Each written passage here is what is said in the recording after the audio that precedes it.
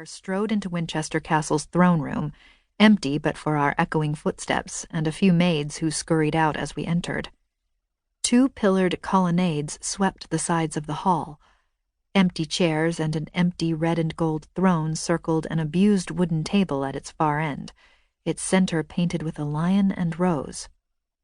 "This throne room is ancient," Bear said blandly, as though he'd given this speech to a dozen dignitaries. "The rest of the castle is much newer." He stopped before a portrait of a red-headed woman in a wide ruff and crown. A suit of armor stood guard beside the painting, its empty gauntlet closed around a spear. I curtsied gravely to its closed visor and rusted joints. Bear stared at me, nonplussed. "What are you doing?" Cheeks hot, I straightened up. "Nothing." I'd forgotten myself for a split second. Keep your mind on your business. Silence crystallized between us. I stared around, taking in the elaborate tapestries that covered the walls. Gold dragons thrashed on a green field behind the throne. Gold crowns were stacked on a blue background on the arras beside it. Bear absently fingered a loose yarn on a tapestry featuring a knight wearing a white tunic crossed with red. A woman in a scarlet gown beckoned to him, leading him off the road he traveled.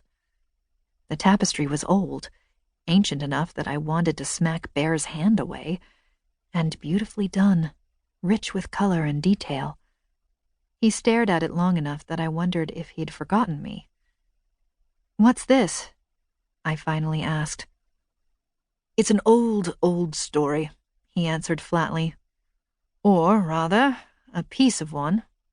This is the Lady Duessa attempting to seduce the Red Cross Knight. She calls herself Fidessa, faith, but represents falsehood. The story's about religion." He eyed me guardedly. "And other things."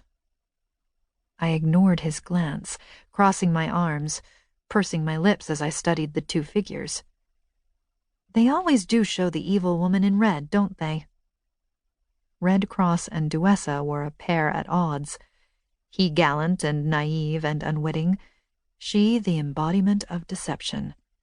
A risk walking, a mistake ready to be made. The sight of them weighed something down inside me. I thought of my father, marrying Alessandra sight unseen, left now at her mercy. I thought of myself, sent away to parts and princes unknown. It's very dangerous to trust a stranger.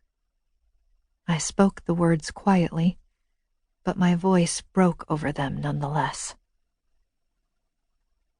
The following afternoon was crystal clear, the wind just light enough to flirt with the tablecloths covering the tables around the garden.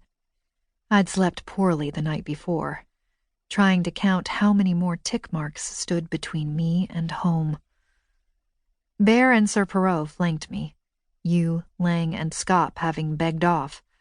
Kobe had just laughed when Perot had suggested she join us for the afternoon tea. "Your Grace." Prince Bertilac crossed the lawn, smiling and offering me his arm. "You look lovely." I could feel Perot smirking behind me. He'd been the one to insist on the pale green sheath and fascinator I wore. "Everyone will be wearing this," he'd argued. "I look like a rooster," I'd said flatly. He'd pinned the ivory silk flowers into my hair anyway. "So will everyone else." And so they all did. Dozens of court ladies tottered around amid the fountains and rose bushes in demure day dresses, their high-heeled shoes stabbing delicately at the soft green grass, their hats as ornate as any of the flowers in their beds. All I could think of was how many fields could be planted or cattle fed for the cost of the clothes I was wearing. Princess Igraine drew near, clasping my hand and pressing her delicate cheek to mine. She smelled like powder and violets. "Please," she said, "come and meet our friends." The party was a sea of elegant hands and polite smiles. I drifted through on Bertilac's elbow. Igraine introducing me to ladies, viscountesses, horse